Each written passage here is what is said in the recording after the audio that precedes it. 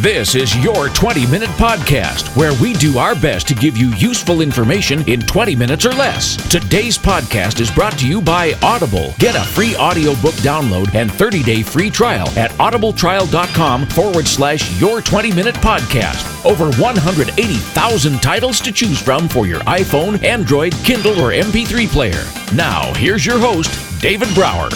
This is David Brower with your 20-minute podcast, and our special guest today is Jenny Maher from Richmond, Virginia. Did I pronounce your last name right? Close enough. Close enough? What is it exactly? Maher. Maher. Oh, well, that wasn't close enough. That wasn't even close. All right, we're here with Jenny Maher from Richmond, Virginia, and great to have you here today. As I'm a current Coloradoan and you're a former Coloradoan, so I guess we got a little something in spirit, huh? Yeah, if you want to admit to that, that's fine. Ouch! Oh! You probably are really happy that North Carolina won the NCAA championship too, right? I'm not a big basketball fan. Oh, good girl. Good girl. Hey, I'm intrigued by your book. It's called Never Give Up, How Determination and God Gave Me a Better Look at Life.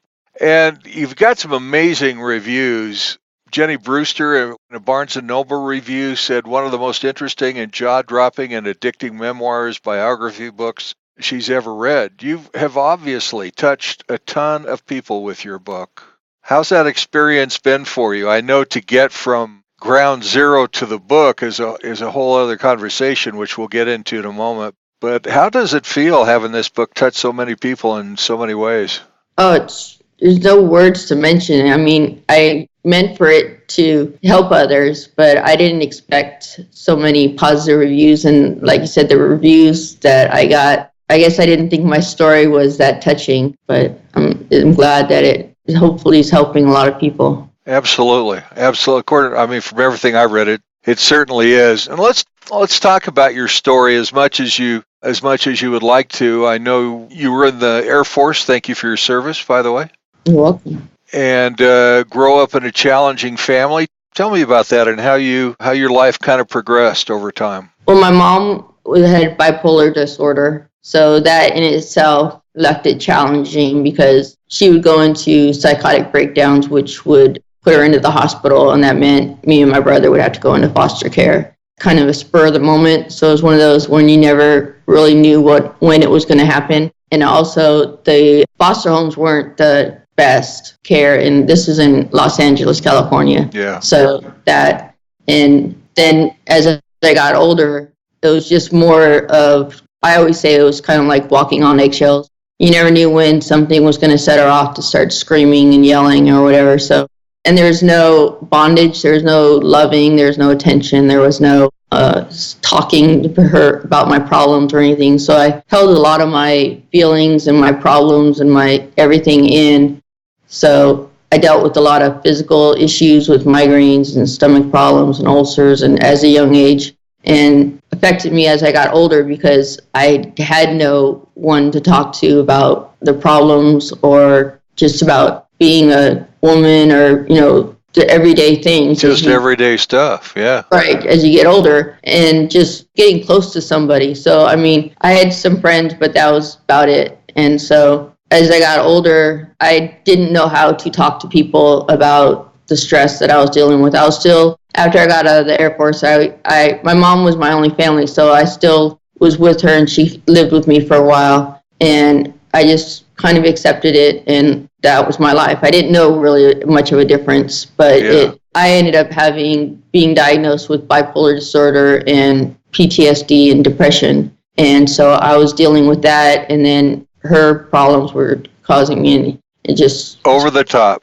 Yes. So, and your father passed away when you were young. Well, you were like 3, right? Yes, he got hit by a hit-and-run driver. Oh, my God. And what about your brother?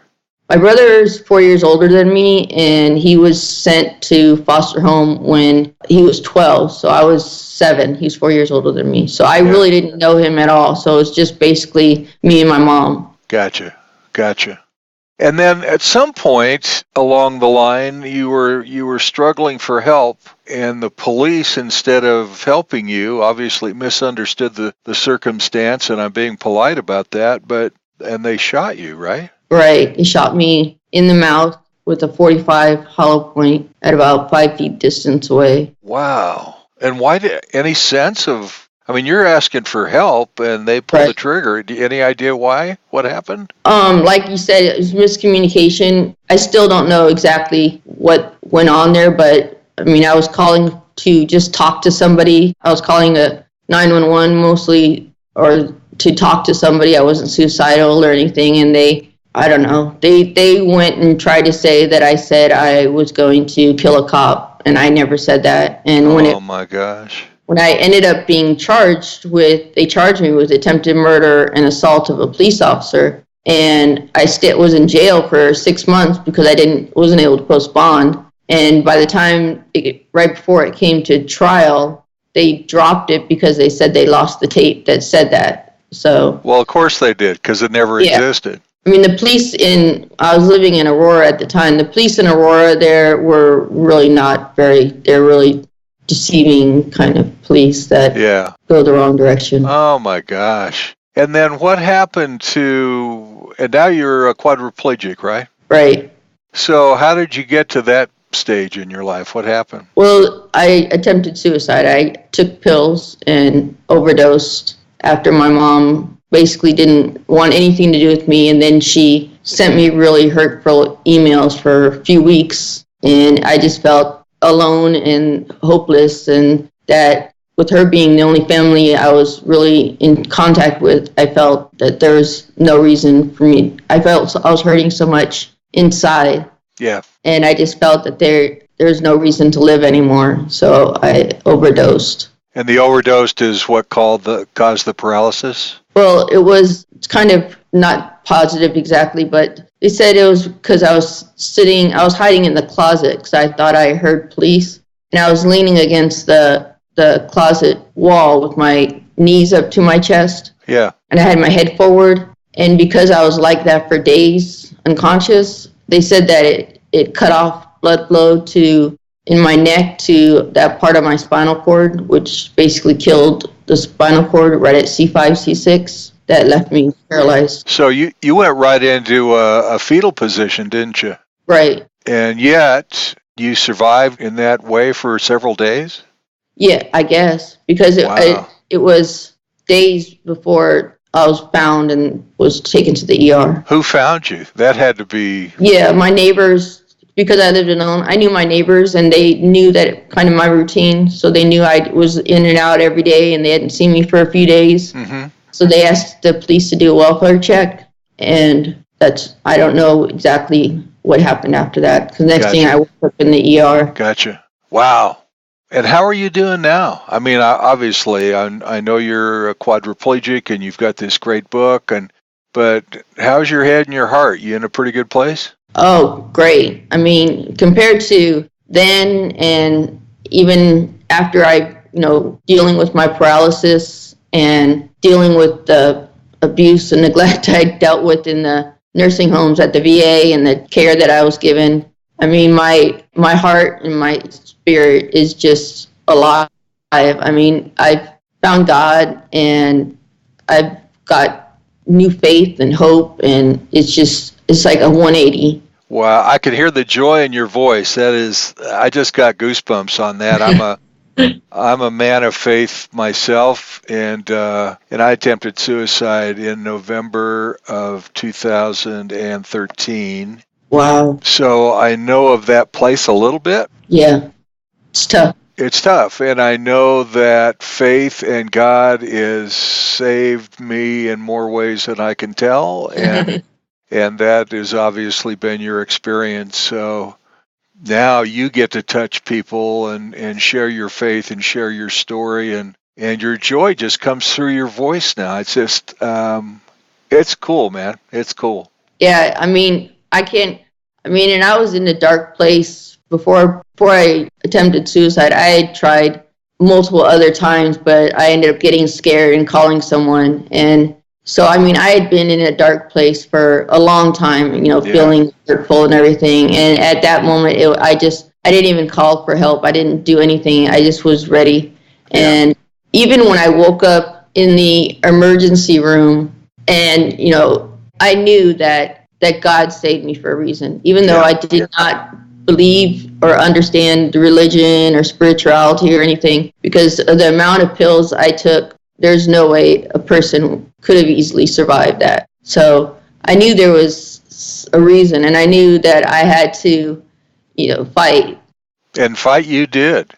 Yeah, I try. Yeah. Well, you're fighting every day. My sense is you're fighting every day, but you're getting a payoff every day, right? Oh, yes. I mean, every day I get, stronger, spiritually and, physically. I mean, I still, have my ups and downs just like anyone else. But, now I know that God is there for me, and that, before I was always worried that something was going to go wrong, and, I'd be worried all the time and not trusting and everything. And now it's just when something's not right, I just pray and I just trust that it's going to be taken care of. And it always is. It always is. I've never been, let down or, forgotten.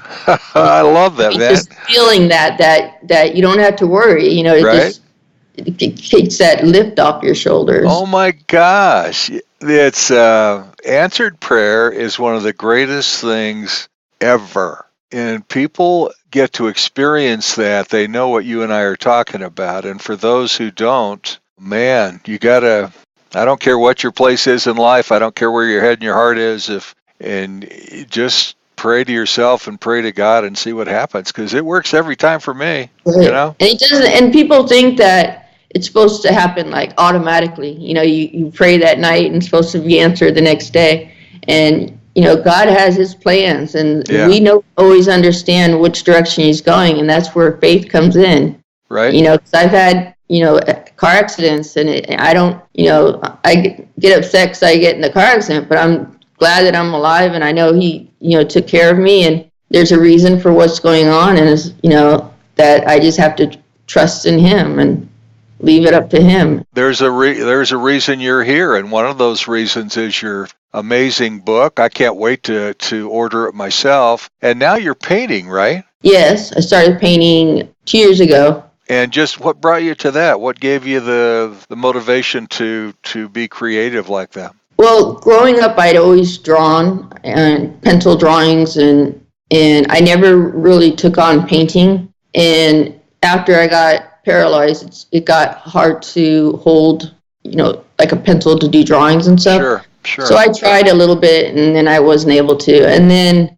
one of my caregivers wanted me to paint a picture for the wall in my house, because it was an area that needed a painting. Uh-huh. So I finally was like, okay. So I finally did, and I loved it, and I've been painting ever since. And that's awesome. Yeah, and a lot of my paintings are inspired by God. I pray about and he just brings it to mind, and then I just put it on palette. Wow. Are you selling your paintings now too? Yes. I would love to put them in the studio. I mean, that's my ultimate goal, is to have it in the studio. Absolutely. So people can find your book and your paintings, I assume, on your website, perfect website name, themindbodyandspirit.net, and can learn more about your book, your paintings, and you. So tell me, a friend of mine paints, he's a quadriplegic, and he paints with a brush in his mouth. How do you do that? I put the paintbrush in my hand. Okay. Yeah, my hands are fists. Oh, gotcha. Okay. Yeah, and as I progress, it helps therapy, because it keeps my arms moving and it keeps my hands. So I've gotten a really steady hand now from painting so much, so it helps me all around. How cool is that? So do you paint with one hand and then paint with the other, or you just stick with one? Just with one. You're not ambidextrous yet? No, I need to use the other hand to hold my body up. Oh man, that's funny. I am so proud of you, and just a thrill for me to talk with you and to hear your story and to hear how God is in your life and has touched your life and continues to do so. I can't wait to get your book. I want to check out your paintings, and I hope everybody else does too. Themindbodyandspirit.net is the website. The book is Never Give Up, How Determination and God Gave Me a Better Look at Life. It's a 144-page memoir. It's easy to read. It's honest and heartfelt. And it's medically informative too, right? Yes, it's for multiple different people, for caregivers or families that have loved ones who are dealing with mental or physical disabilities, and people who are, so they can understand it better. So Wow. it's all around. Good for you. Well, keep the smile up and keep painting. That's good living right there, man. Oh, yes. Thank you. Jenny, I'm going to say it wrong again, aren't I? Jenny Maher. Oh, you really messed it up that time. Jenny Maher. There you go. Jenny Maher. Oh, my gosh. And where are you? Richmond, Virginia now? Yes. Okay. Well, good for you. Good for you.